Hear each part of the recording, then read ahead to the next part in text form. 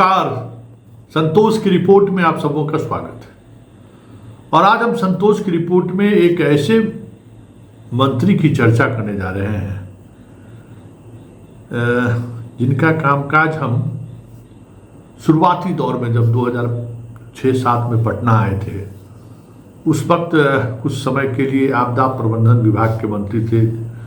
इस समय कोसी आपदा आया था, उस वक्त ज़्यादा नहीं, थोड़ा बहुत देखने का मौका मिला था। फिर ग्रामीण विकास विभाग के जब भी मंत्री थे तो उस दौर में हम इनके कामकाज को देखते थे, इनके अफसर्स के बात करने का तरीका, काम को कैसे किया जा सकता है, विजन, ये सारी चीज़ें हम देखते आ रहे थे। हालांकि राजनीतिक तौर पर कभी स्थिर नहीं रहे और जहाँ गए वहाँ भी संकट वही रहा जिस संकट की वजह से इनको जदयू से बाहर होना पड़ा था। खैर, इस बार मोदी सरकार का ध्यान पड़ा उन पर और उन्हें उद्योग विभाग दी गई। हाल के दिनों में दो कार्यक्रम पर हमारी नज़र 2-3 दिन पहले पड़ी। एक दिल्ली में कार्यक्रम था, एक मुंबई में। दोनों कार्यक्रम में खास बात ये रही कि बिहार बीजेपी के बड़े नेता, वैसे बड़े नेता तो ये भी हैं, उन्होंने कोई दिलचस्पी नहीं दिखाई। सम्राट चौधरी को लेकर एक खबर उस वक्त में आई कि उनका प्लेन लेट हो गया इसलिए नहीं गए।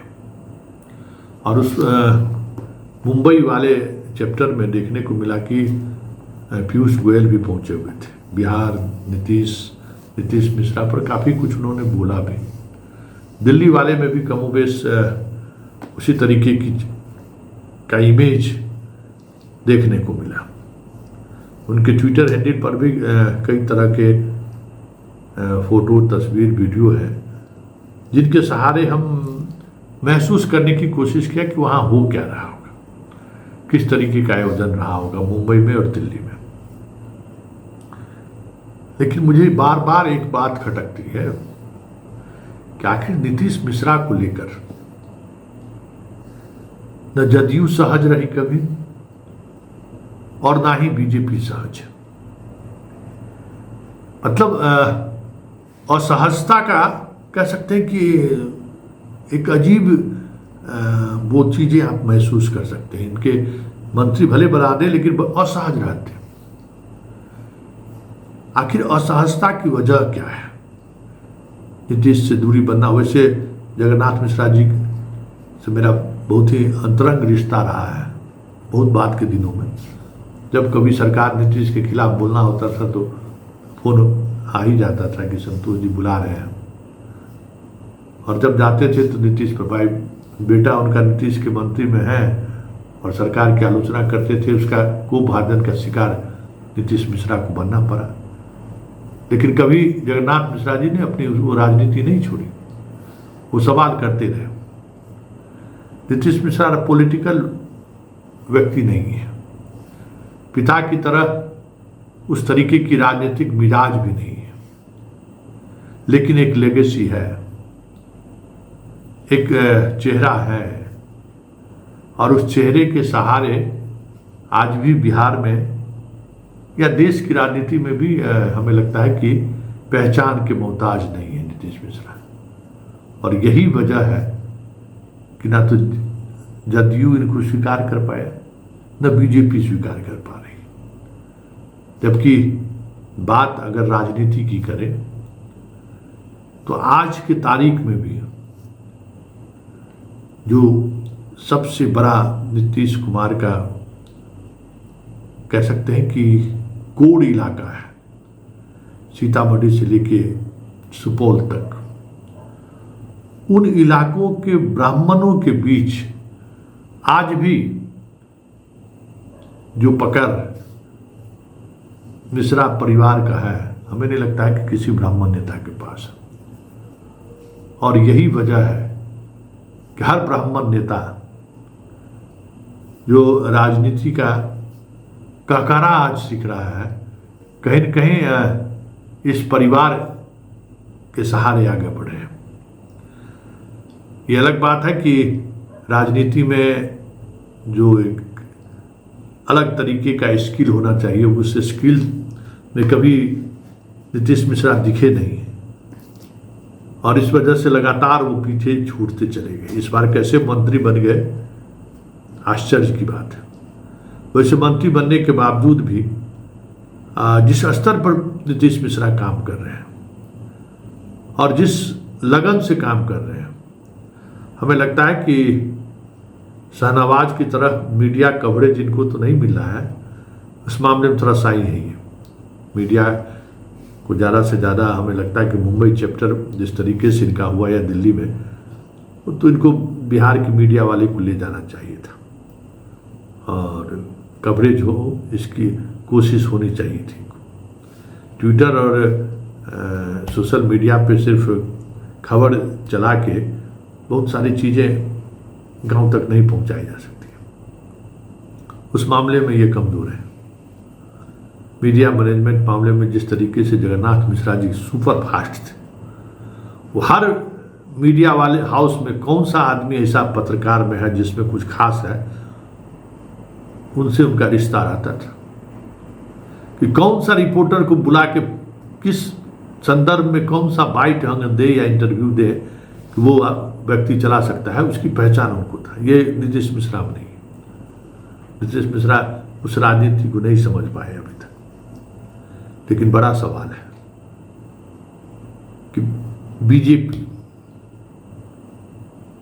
एक ऐसे नेता को बरसों से जिस स्तर पर नजरअंदाज कर रही है, आखिर सियासत को, ब्राह्मण की सियासत को कहाँ ले जाना चाहते हैं।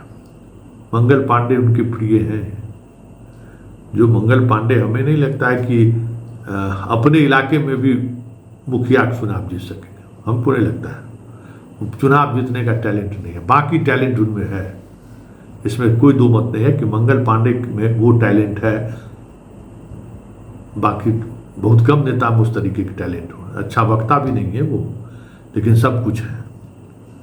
और स्वाभाविक तौर पर सुशील मोदी के दौर में जो यही कुछ ब्राह्मण नेताओं को काटने की जो राजनीति रही, उसमें मंगल पांडे जैसे नेताओं को तवज्जो मिला। वह ब्राह्मण का प्रतिनिधित्व चाहिए ना, मतलब क्या कहते हैं कि सिंबॉलिक पॉलिटिक्स, सिंबॉलिक पॉलिटिक्स के तौर पर जैसे मिथिलेश तिवारी को लेकर बक्सर पहुंचा दिए, सिंबॉलिक पॉलिटिक्स है ना। अश्विनी चौबे जैसे चेहरा, ब्राह्मण चेहरा को आप लड़ाई से बाहर करा दिए, और मिथिलेश तिवारी जैसे लोगों को आप सिंबॉलिक पॉलिटिक्स के तहत उसको वहां जाकर बिठा दी कि ऐसा नेता भेजिए जो अश्विनी चौबे की तरह जो है सो आंख से आंख मिलाकर सवाल न करे। तो यही स्थिति मंगल पांडे में, ये भी सिंबॉलिक ब्राह्मणों का सिंबॉलिक पॉलिटिक्स को का प्रतिनिधित्व करते हैं।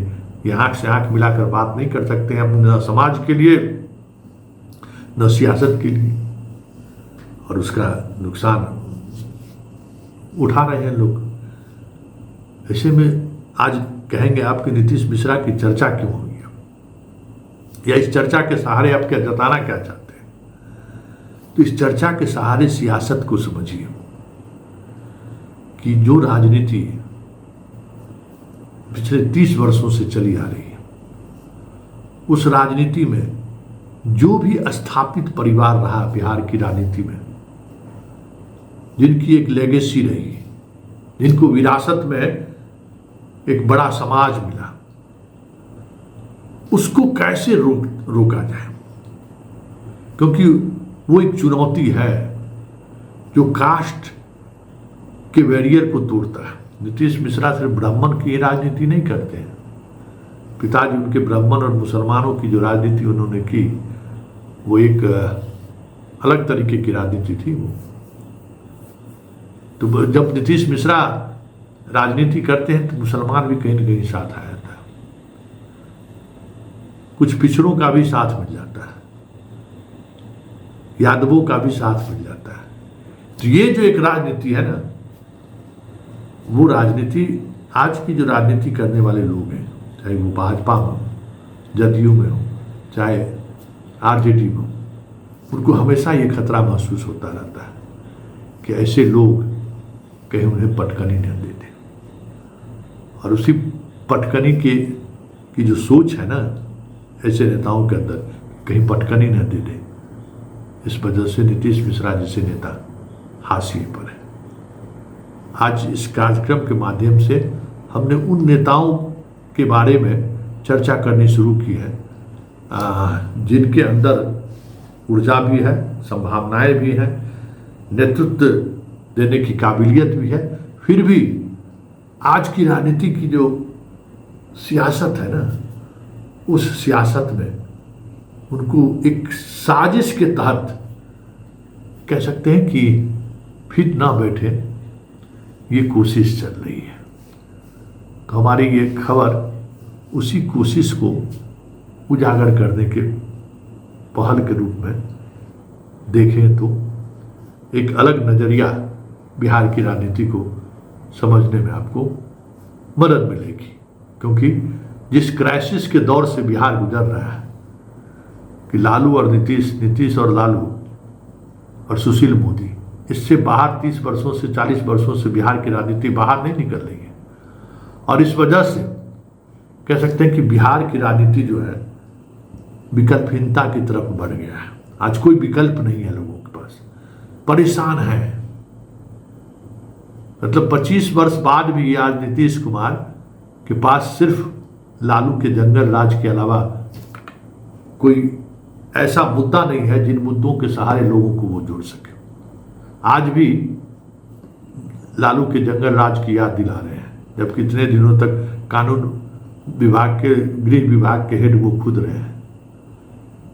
तो ये सियासत क्यों इस स्थिति में पहुंची है, इसमें कौन कौन से ऐसे किरदार हैं जिनसे उम्मीद की जा सकती है, उसी एक किरदार की चर्चा आज हमने नीतीश मिश्रा के रूप में किया है।